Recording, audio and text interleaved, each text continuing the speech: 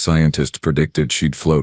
Commander Vrel stood at the head of the crystalline conference table, his three eyes gleaming with what could only be described as unbearable smugness, the kind of smugness that comes from spending 6 months reading every available document about a subject and believing you have mastered it completely. Spoiler alert, he had not. Instead, she walked like gravity asked her permission first. Our human subject arrives in precisely 47 minutes. Vrel continued manipulating the holographic display with his primary manipulator appendage. Numbers floated in the air.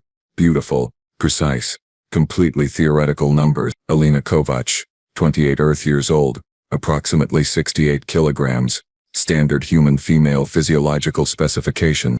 Colleagues, he announced, his vocal membranes vibrating with pride. Today marks the culmination of our exhaustive research into Earth's gravitational specifications. Around the table, his team nodded with equal amounts of self-satisfaction.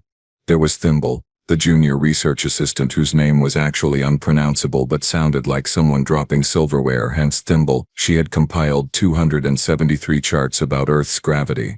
Next to her sat Dr. Quentix, the station's lead physiologist, who had written a dissertation that was essentially gravity a mathematical certainty. And finally, there was Bleep, the equipment specialist, whose actual name translated to something like harmonious resonance of the seventh dawn, but who everyone called Bleep, because that is what his translator did whenever he got excited. Standard, Thimble repeated, her mouth parts clicking in what passed for a chuckle among her species. As if there is anything standard about a species that evolved under 9.8 meters per second squared. The group shared what they believed was knowing laughter. They had studied Earth's gravity extensively after all. They knew that 9.8 number backwards and forwards. They had calculated how it would affect muscle density, bone structure, cardiovascular efficiency. They had so many charts. Dr. Quentix leaned forward, his gelatinous form rippling with enthusiasm. I have prepared a comprehensive testing schedule. We will begin with standard mobility assessments in our station's 0.6 gravity environment, then gradually introduce her to higher gravitational fields using the centrifuge chambers. Precisely, Vrel agreed, his confidence so thick you could spread it on toast. Our research indicates that humans in reduced gravity experience increased mobility, decreased fatigue, enhanced physical performance. She will likely describe the experience as, and I quote from the literature, easy or light.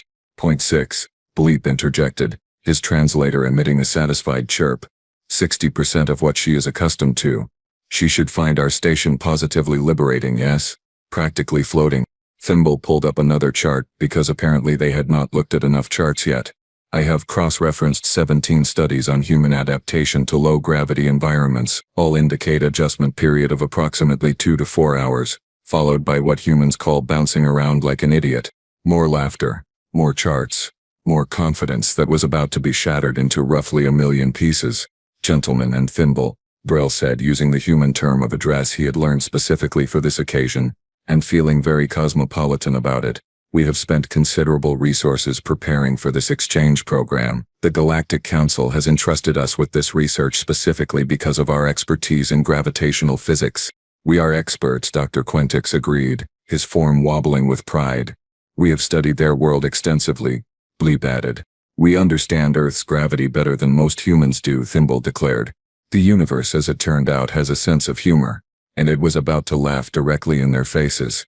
A soft tone echoed through the briefing room. The docking bay announcement system crackled to life. Transport vessel arriving. Human passenger Alina Kovac, preparing for station transfer. Vrel straightened all 3 of his spinal segments. Excellent. Let us greet our subject and demonstrate the superiority of our scientific preparation. They filed out of the briefing room, heads held high, metaphorical and otherwise. They had studied Earth's gravity for 6 months. They had charts, data, theoretical models, and unshakable confidence. What they did not have, as they were about to discover in the most humiliating way possible, was a single clue about what they were actually dealing with. The docking bay doors began to open, and Alina Kovac stepped aboard. The airlock finished its cycling sequence with a hiss that sounded almost apologetic, as if it knew what was coming and felt bad for the research team. The inner doors slid open and Alina Kovac stepped through carrying a duffel bag that looked like it had survived at least 3 interplanetary wars. She did not float. She did not bounce. She did not do that awkward flailing thing that every single species did when first entering low-gravity environments. She just walked, normally, like the laws of physics had personally checked with her. Vrel blinked all three eyes in sequence, a sure sign of confusion among his people. Greetings, Miss Kovac. Welcome to Research Station Kepler 447. I am Commander Vrel, and this is my team. We hope your journey was comfortable. Her accent was crisp, Eastern European, matter of fact.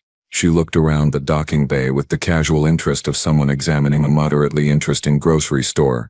Elena set down her bag with a soft thump that should not have made any sound at all in 0.6 gravity. Call me Elena, and yeah, the trip was fine. Lots of reading time.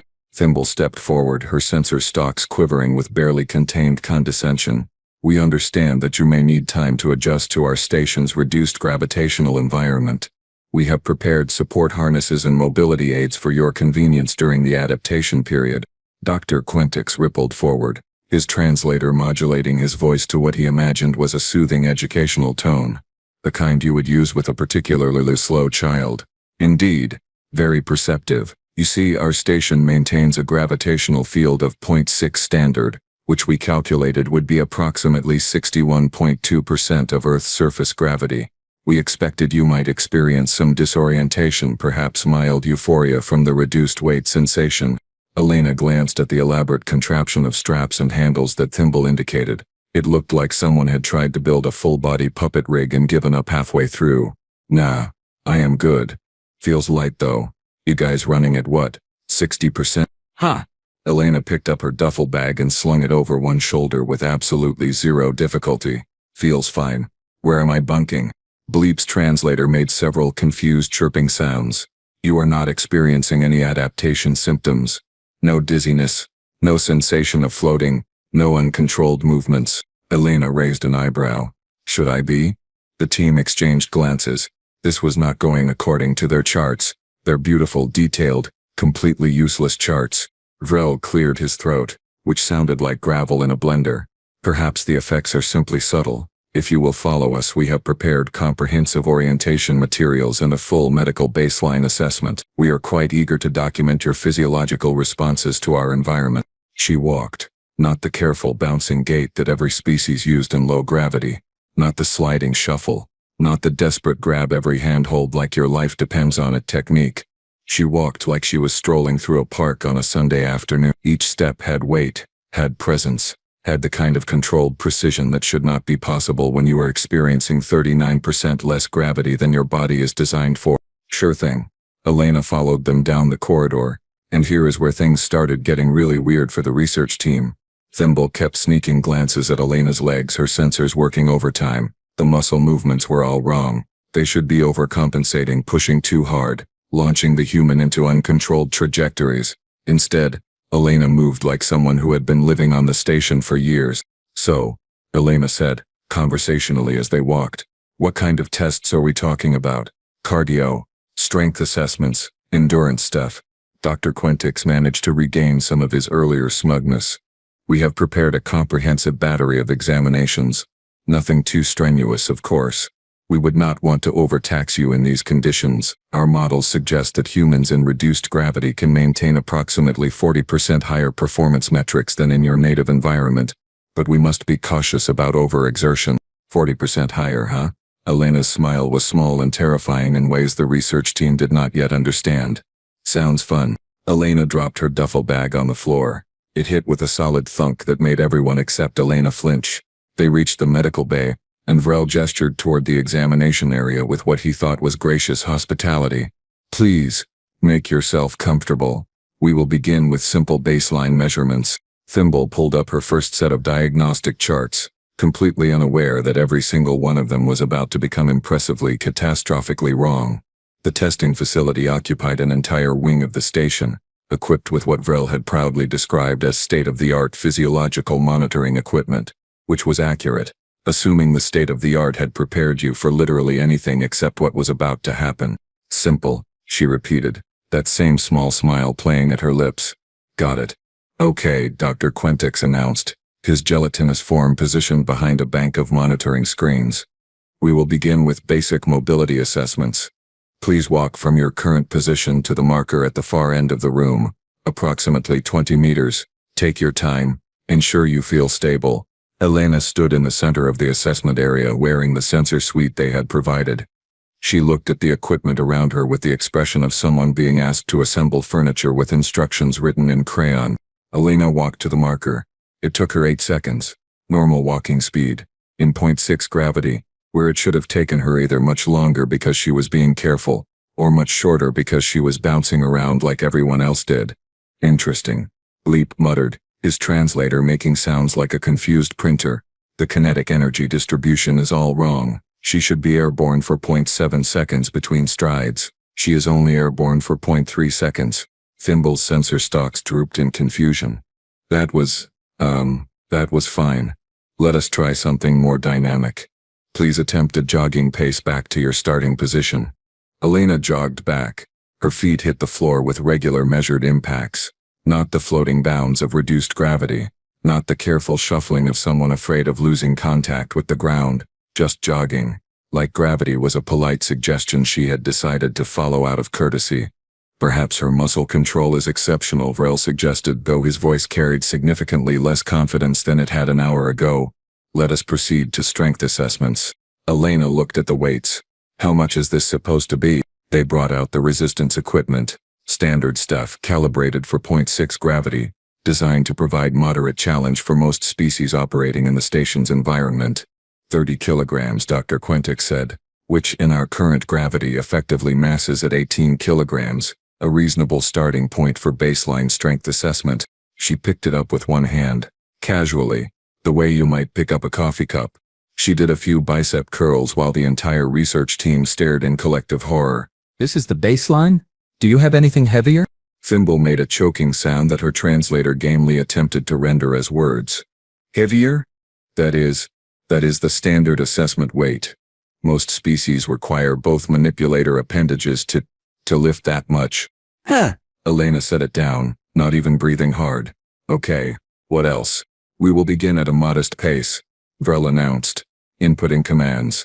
3 kilometers per hour, gradually increasing to assess your endurance threshold. What else turned out to be a cardiovascular assessment on what the station's fitness equipment optimistically called a running platform. It was essentially a treadmill, calibrated for low-gravity conditions. Designed to provide aerobic challenge without overtaxing visitors to the station. 5 kilometers per hour. Fine. The platform started moving.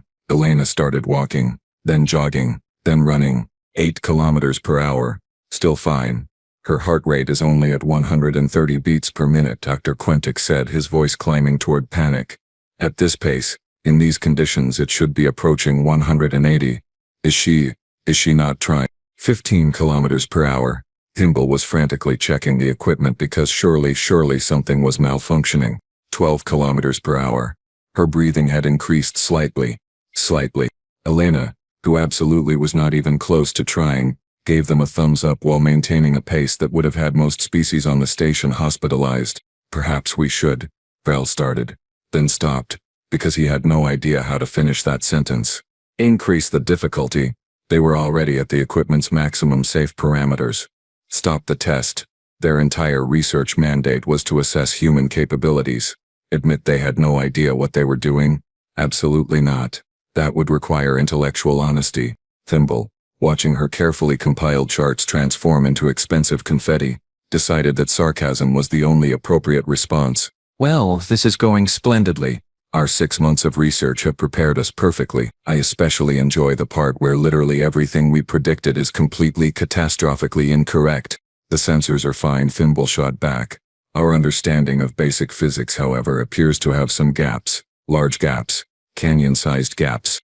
Elena had now been running at maximum platform speed for 12 minutes. She was not gasping. She was not stumbling. She was not showing any signs of the fatigue that should have set in approximately 9 minutes ago. The data must be wrong, Bleep insisted, smacking his console with one appendage. The sensors are malfunctioning. How long can you maintain this pace? Dr. Quentix asked, his form rippling with distress. Elena shrugged, still running. I do not know. How long do you want me to go? I usually run for about an hour back home. An hour, at maximum equipment capacity.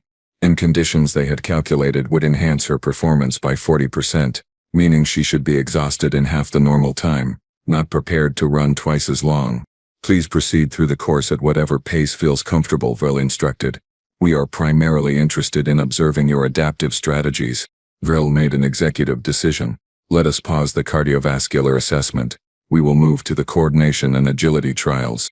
They set up an obstacle course. Nothing fancy, just basic navigation through varied terrain, over low barriers around obstacles, the kind of thing designed to test spatial awareness and motor control in unfamiliar gravitational conditions. Elena looked at the course. She looked at the research team. That small, terrifying smile appeared again. Comfortable pace, she repeated. Got it. She went through the obstacle course like it had personally insulted her family, over barriers without breaking stride, around obstacles with precision that suggested she had memorized the layout in the 3 seconds she had looked at it, under low clearances without even ducking properly, just dropping and rolling because apparently human women could do that in low gravity for fun. Thimble looked at her instruments, looked at Elena, looked at Vril. I am just going to say what we are all thinking. We have made a terrible mistake. We do not understand Earth's gravity. We do not understand humans. We do not understand anything. I am going to need so much fermented beverage after this shift. She finished in 42 seconds. The station record, held by a species literally designed for three-dimensional movement, was 1 minute and 18 seconds. Noted, Vril said faintly. Elena walked back over, barely winded. So what is next? You guys mentioned something about higher gravity tests. The research team shared looks of profound concern. If she could do this in 0.6 gravity, what in the name of all that was scientifically reasonable would happen when they increased it? They were about to find out. And they were going to hate it. The gravity chamber sat at the end of the testing wing like a monument to their impending humiliation. It was a cylindrical room, 12 meters in diameter, equipped with variable gravity generators that could simulate anywhere from 0 to 2 standard gravities. Vril had been particularly proud of this equipment. Past tense, very much intentional.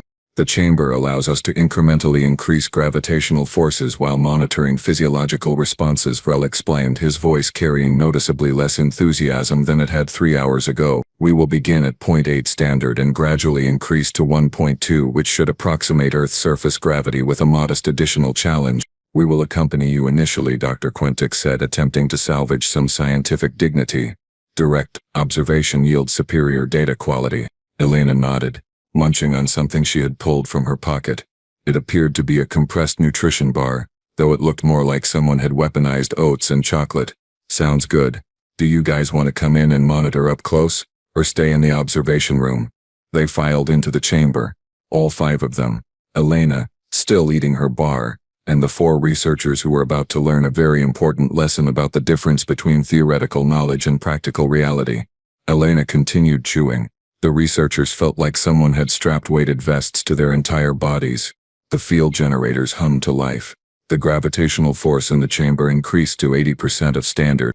Thimble sealed the door and activated her wrist console, initiating gravity increase. 0.8 standard in 3, 2, 1. 0.8. Bleep grunted, his locomotion appendages trembling slightly. This is tolerable. Proceed to 0.9. Elena finished her nutrition bar and started doing casual stretches. Toe touches, arm circles, a few experimental lunges. 0.9 hit like a sack of wet sand. Dr. Quentix's gelatinous form began sagging in ways that would have been hilarious if anyone had the energy to laugh. Vril's 3 eyes were watering from the strain of keeping his spinal segments properly aligned. Feels like home, Elena said, rolling her shoulders. Well, almost. Still a bit light. You are feeling acceptable? Vril managed to ask, breathing harder than he had ever breathed in his life. Still. A bit light. 1.0 engaged. Proceeding to 1.0, Thimble announced, though her voice sounded like she was trying to speak while someone sat on her thorax. Standard gravity. This was it. This was Earth's gravity. 9.8 meters per second squared. The force that had shaped human evolution, that had built their muscles and bones and cardiovascular systems. Bleep is down, Thimble observed unnecessarily, because Bleep was very obviously down, reducing his personal field to 0.6 for safety. A localized adjustment brought Bleep back to something resembling functional consciousness. He dragged himself to the wall and leaned against it, breathing like he had just run a marathon, which, in a sense, he had. A marathon of existing. Bleep made a sound like a dying electronic device and collapsed. Just straight up fell over. His translator emitted a sad little beep that roughly translated to "I have made poor life choices." Elena pulled out another nutrition bar from a different pocket. How many pockets did those pants have? How many nutrition bars had she brought? These were questions the research team should have been asking, but they were too busy trying to remain vertical. "Shall we continue to 1.2? Dr. Quintix asked, his form now resembling a particularly distressed puddle. "If you think that is wise," Elena said in a tone that very clearly communicated that she did not think it was wise, but she was being polite about it. Dr. Quintix simply liquefied, not metaphorically, literally lost structural cohesion and became a puddle with a consciousness. "Reducing my field," he burbled. "Immediately. Now, please." Vrel, demonstrating either courage or stupidity in equal measure, nodded. "Proceed." 1.2 hit like the hand of an angry god. Verlo was on his knees, all three eyes squeezed shut, breathing in short, desperate gasps. This is tolerable. I can maintain, I can observe." Thimble brought him back to point 6. He slowly reconstituted himself into something approximately doctor-shaped. "Commander," Thimble said, her own appendages shaking. "You are not maintaining. You are dying. Slowly. In front of the human. Must preserve scientific dignity," Vrel wheezed. "Hey," she said gently. "No shame in tapping out. This is a lot for you guys." Elena walked over and crouched down next to him, moving with the ease of someone in their natural environment. Because she was. 1.2 standard was only 20% more than Earth's surface gravity. For her, this was like wearing a slightly heavy backpack. "But we studied," Vrel gasped. 6 months. Charts. Data. We understood." "You understood the numbers," Elena said. "But numbers do not really capture what it feels like to live in it every single day, to grow up in it, to have every cell in your body built to handle it." Thimble made the executive decision. "Reducing Commander Vrel to point 6. Also reducing myself because I value continued consciousness." The localized field adjustments kicked in. Vrel and Thimble suddenly could breathe again. They slumped against the wall next to Bleep and Dr. Quintix, who had finally managed to return to mostly solid form. Elena stood up, still in 1.2 gravity, and did a few jumping jacks. Jumping jacks, in gravity that had just completely destroyed 4 trained researchers. She was not even breathing hard. "So," she said, "do you want to go higher? Or should we call it here?" "Call it," Vrel whispered. "Please, call it. Stop this madness." Thimble was staring at her instruments with the hollow eyes of someone whose entire worldview had been shattered. "Our calculations suggested that 1.2 standard would represent significant strain for a human. Elevated heart rate, rapid fatigue onset, compromised motor function." "What is her heart rate?" Dr. Quintix asked weakly. Thimble checked, rechecked, checked a third time because surely the universe was playing a prank. 95 beats per minute. That is resting rate. She is at resting rate. "I work out a lot," Elena offered. Like that explained anything. Like that explained being a superhero in a universe of mortals. Bleep's translator made a sound like a resignation letter being printed. 6 months. We spent 6 months studying Earth's gravity, reading specifications, calculating projections, building models, and all of it," Thimble continued, her voice taking on a somewhat hysterical edge. "All of it was completely, thoroughly, impressively useless. We did not understand a single thing. Not one thing." Vrel looked up at Elena, who was now casually doing squats because apparently she had energy to burn. "How do you live like this? Every day, this pressure, this weight?" Elena paused mid-squat. Well, it is not like we know anything different. "This is just normal for us. Like right now, your point 6 gravity? This feels weird to me. Too floaty. Too light. I keep wanting to add weight or something." "Too light," Vrel repeated numbly. "She finds our comfortable standard environment too light. Can we increase her field further?" Dr. Quintix asked, scientific curiosity apparently overriding survival instinct. "To perhaps 1.5, 1.8? Elena considered this. "I mean, I am game if you want data, but I should probably mention that my personal gym back home has equipment that goes up to 1.6. I train at 1.4 pretty regularly." "Well, yeah. How else are you supposed to build strength?" "Your gym," Thimble said slowly, "your civilian fitness facility, has gravity chambers." The silence that followed this statement was profound, the data in question being that they were idiots. Complete, absolute idiots, who had understood nothing. Vrel made a decision. "Let us conclude this test. I believe we have gathered sufficient data. How else? How else? As if deliberately increasing the crushing force of gravity for recreational purposes was a totally normal, reasonable thing to do. But the universe was not quite done with them yet. A sound that roughly translated to uh-oh. Because at that moment the chamber's control console made a sound that no control console should ever make. The gravity field flickered, fluctuated, then surged. The console did not just beep, it shrieked. A high-pitched wail that meant something had gone catastrophically wrong with equipment that absolutely should not go catastrophically wrong. Thimble's sensor stalks shot up in alarm. What is that? Why is it making that sound? Consoles should not make that sound. 1.5, 1.8, 2.0. The localized field adjustments that had been keeping the research team functional simply could not compensate anymore. The chamber's main generators were overriding everything, climbing toward levels that were never meant to be reached with living occupants inside. Drell hit the floor like someone had dropped him from a building. All three eyes bulged. His breathing became a thin, desperate wheeze. Dr. Quentix lost cohesion again, spreading across the floor in a puddle of conscious terror. Bleep's translator emitted a continuous tone of distress that sounded like a smoke alarm having an existential crisis. Thimble, pinned against the wall by force that felt like an entire planet sitting on her thorax, managed to gasp out words. Emergency. Override. Not responding. Generators. Runaway cascade. Elena, standing in the center of the chamber, frowned. 2.2 standard gravity.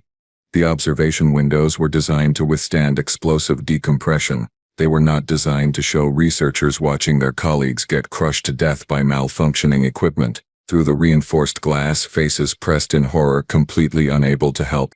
Okay, she said, her voice strained for the first time since arriving on the station. Okay, this is getting uncomfortable. 2.4. Uncomfortable, she said, uncomfortable.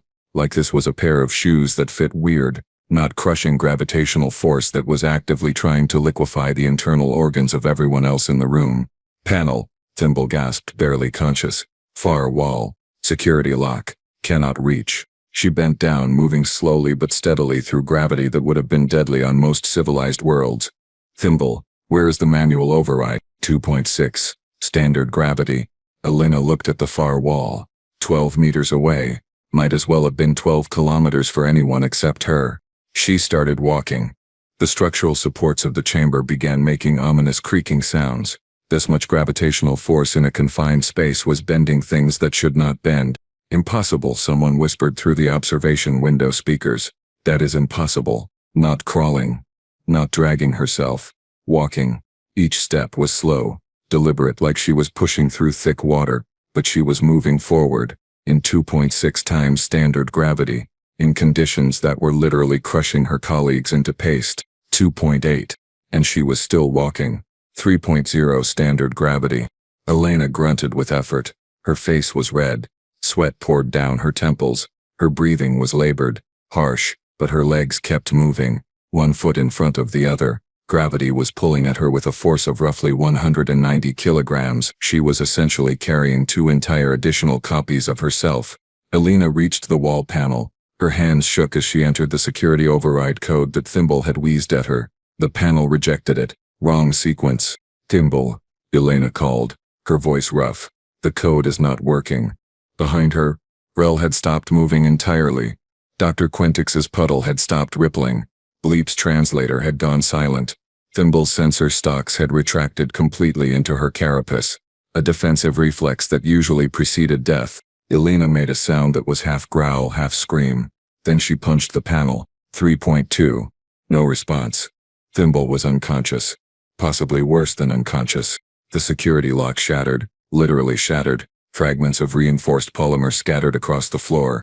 She ripped the panel cover off with her bare hands, exposing the manual override switches, red switches, emergency shutoffs.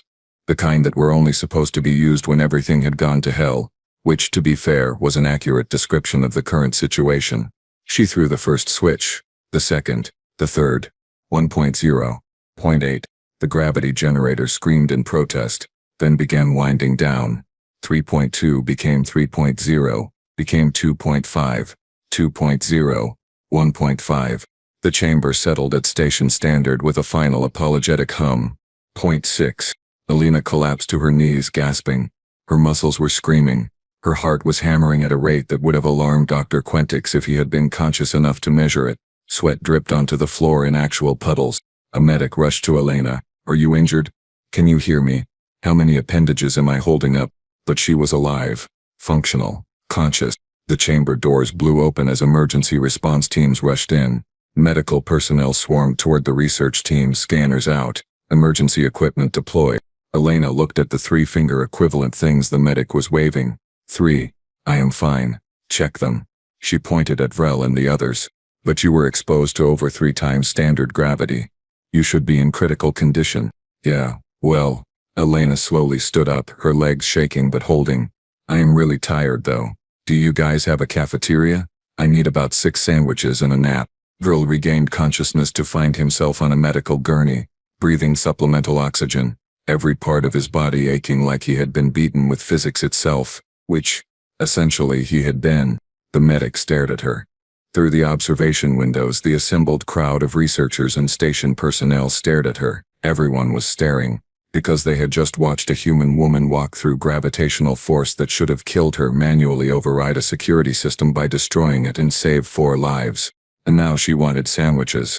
Vril closed all 3 eyes. Their 6 months of research, their charts, their models, their confident understanding of Earth's gravity. "She is in the cafeteria," a nurse informed him, "eating. A lot. She asked me to tell you that she is sorry about the broken panel and she will pay for repairs." "The human," he croaked.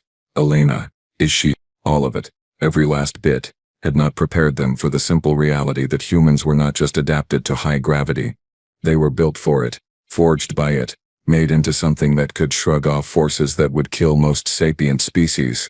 "Did we get good data?" he asked weakly. The nurse checked a tablet. "Oh yes. Extensive data. All of it suggests that your previous research was, and I am quoting the preliminary analysis report here, adorably optimistic." That was one way to describe complete and utter failure. Adorably optimistic. Vrel decided he was going to retire. Maybe take up a nice safe hobby, like cataloging nebulas from a distance, or accounting. The medical bay had become something of a rehabilitation center for shattered egos and bruised academic credentials. Vrel occupied the primary recovery pod, surrounded by monitoring equipment that beeped judgmentally. Quentix had been reconstituted and was resting in a specialized containment tank. Bleep was functional but moving like someone who had discovered new and exciting forms of pain. Thimble was vertical, which counted as a victory. Anything that did not involve humans and gravity. Vrel managed a weak gesture that his species used to indicate profound embarrassment. "We nearly died. You saved our lives. After we spent months claiming to understand your world." Elena sat in a chair beside Vrel's pod, holding what appeared to be her 4th sandwich. The cafeteria staff had stopped questioning her appetite after the 2nd tray. "So," she said between bites, "you guys feeling okay? That was pretty intense." Elena pulled out a datapad. "Okay, so you know Earth's gravity is 9.8 meters per second squared. You got that number right. But did you guys actually convert that to your standard measurement? Like really check what that means compared to your homeworlds?" "A communication issue," Thimble repeated flatly from her recovery station. "Please, enlighten us. Tell us what we misunderstood about the number 9.8. "Yeah, about that." Elena set down her sandwich with the care of someone about to deliver bad news. "I have been thinking about your research, and I think maybe there was a communication issue." Vrel's 3 eyes opened slowly, focusing on her with dawning horror. We assumed that the difference would be noticeable but manageable, that it would translate to perhaps 20 or 30% enhanced capabilities." Dr. Quentix rippled weakly in his tank. "We established the conversion ratios. Earth's gravity is approximately 1.62 times galactic standard." "Right. 1.62 times. That is more than 1.5 times what most species experience as normal." Elena let that sink in. "You guys basically invited someone who lives under almost double your gravity to come hang out and assumed she would be only slightly more capable than you." "Yeah, no." Elena pulled up a chart on her pad. "See, here is the thing about living in high gravity your whole life. It is not just about muscle strength. It is bone density, cardiovascular efficiency, oxygen processing. Literally everything about our biology is overbuilt for your environment."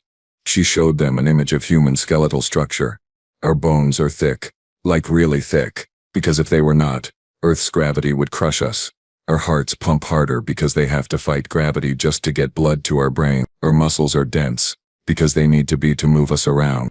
Thimble was frantically taking notes, her earlier sarcasm replaced by genuine scientific horror. So when we brought you into 0.6 gravity, you were essentially operating at, 37% of your normal physical load. Bleep's translator made a sound like a calculator crying. And when the chamber malfunctioned to 3.2 standard, you were experiencing approximately 1.97 times Earth gravity, nearly twice your normal. Which sucked, Elena confirmed. That hurt. But it was not like instantly lethal. Humans have trained in up to 2 times Earth gravity for short periods. It is rough, but survivable. Roughly, yeah, everything felt light, and when you increased to 1.2 I was only experiencing about 74% of Earth's gravity. That is like training conditions for me. Vril felt something inside him break, not physically, metaphorically. It was the sound of 6 months of research becoming worthless. We are experts in gravitational physics. We have advanced degrees, publications, academic recognition. You are experts in the math, Elena said gently. But math does not really capture what it is like to live it. No offense, but your species evolved on a planet with what? 0.6 standard gravity. 0.58, Vril whispered. Right, so you have never experienced anything close to Earth normal.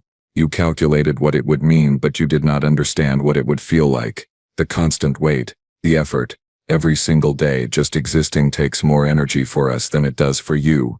Dr. Quintix's form shuddered in his tank. I wrote a dissertation, an entire dissertation on predicted human physiological responses to variable gravity. It was peer-reviewed. It won awards. I am sure it was very well written, Elena offered. Thimble was scrolling through her datapad, recalculating everything with the new understanding that humans were essentially walking around in synth training mode at all times. Oh no, this is worse than I thought. It was completely wrong. Every conclusion, every prediction, wrong. What? Vril asked, though he was not sure he wanted to know. Our models predicted that humans would experience muscle atrophy and bone density loss in low-gravity environments, but if they are already overbuilt for high gravity, then standard galactic environments are not going to cause atrophy. They are going to make humans more capable, stronger, fast, more efficient. She could run a marathon, Bleep repeated to no one in particular. After nearly being crushed to death, she could run a marathon. Elena nodded. Yeah, that tracks. I have been on the station for like 6 hours and I already feel great. I could probably run a marathon right now and not even be tired. We knew nothing, he said quietly. 6 months of preparation, hundreds of hours of study, comprehensive analysis, and we knew absolutely nothing. Vril stared at the ceiling of his recovery pod. He had spent decades studying physics. He had 3 advanced degrees. He had been so confident, so sure that he understood. You knew the numbers, Elena corrected. That counts for something. Built different? Elena suggested. Numbers without context are just noise. Feller closed all 3 eyes again. We need to redo everything. Every calculation, every model, every prediction. All of it based on the understanding that humans are, what is the technical term? Yes, that built different. He paused. Are all humans like you? Elena laughed. Oh, I am pretty average actually. You should see our athletes, or our military personnel, or honestly just people who work physical jobs. They would make your gravity chamber look like a warm-up. The medical bay fell silent except for the beeping of monitoring equipment and the sound of Elena finishing her sandwich. Somewhere in the station, alarms were probably still blaring about the gravity chamber incident. Reports were being filed. Investigations were being launched. They had been very, very stupid. But in the medical bay, 4 researchers were having the most important realization of their careers, and the universe had made sure they learned that lesson in the most humiliating way possible. Below, Elena was doing her morning routine. 3 weeks later, Vril stood in the observation deck overlooking Training Bay 7, holding a cup of something that his species considered coffee but that Elena had described as hot sadness water. He had stopped being offended by her beverage critiques. Mostly, her morning routine that Vril had now witnessed often enough to understand was not some elaborate show of human superiority, but just what humans did. Casually, before breakfast, She was in the gravity chamber, which had been repaired with significantly better safety protocols and a large warning sign that read humans only beyond this point unless you enjoy medical intervention. Thimble joined him at the window, carrying her own cup of hot sadness water. She has been going for 43 minutes. The chamber was set to 1.4 standard gravity. Elena was running, not jogging, running, while wearing a weighted vest. Because apparently simply training in high gravity was not enough, humans had to add more weight to the experience of increased weight. I am aware. Her heart rate is 140 beats per minute. I am aware. Vrel looked down. Elena was indeed singing. He could not hear it through the observation glass, but her lips were moving in what appeared to be an upbeat rhythm. She was singing while running in 1.4 times standard gravity while wearing additional weight.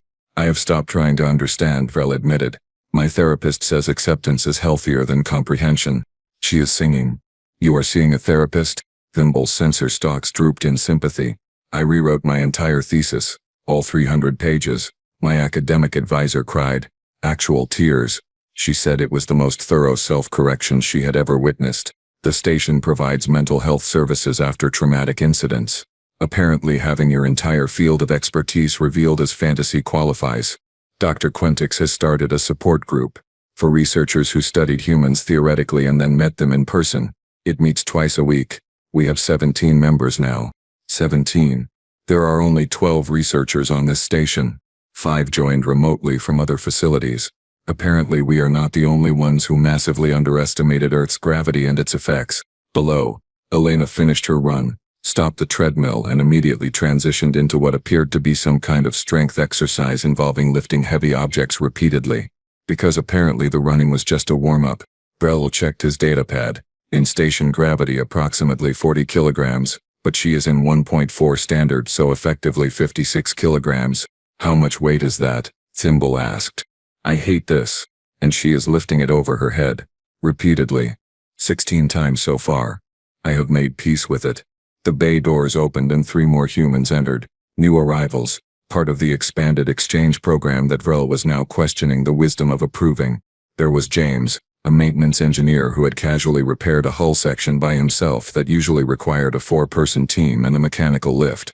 There was Dr. Lin, a xenobiologist, who had accidentally broken 2 pieces of lab equipment just by using them normally, because human gentle handling apparently still involved more force than most species' firm grip. And there was Kowalski, a security officer who had responded to a training exercise by disarming 3 armed opponents in 12 seconds and then apologized for being rusty. They greeted Elena, and together the 4 humans began some kind of group exercise routine that looked like it had been choreographed by someone who hated the concept of self-preservation.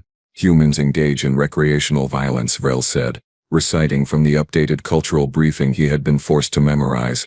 It builds community bonds and maintains physical readiness. They are sparring, Thimble observed. In 1.4 gravity, they are practicing combat. For fun, by hitting each other. Controlled hitting. I need more hot sadness water. We got everything wrong. Bleep approached, his locomotion appendages still moving carefully after his near-death experience. Commander, I have completed the comprehensive review of our initial research data on Earth. And, be specific.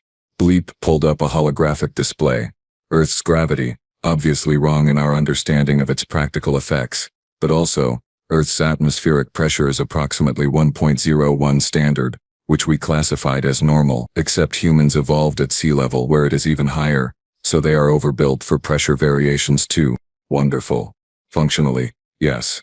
Also, Earth's temperature ranges are extreme, -40 to +50 Celsius in inhabited zones. Humans have sophisticated thermoregulation.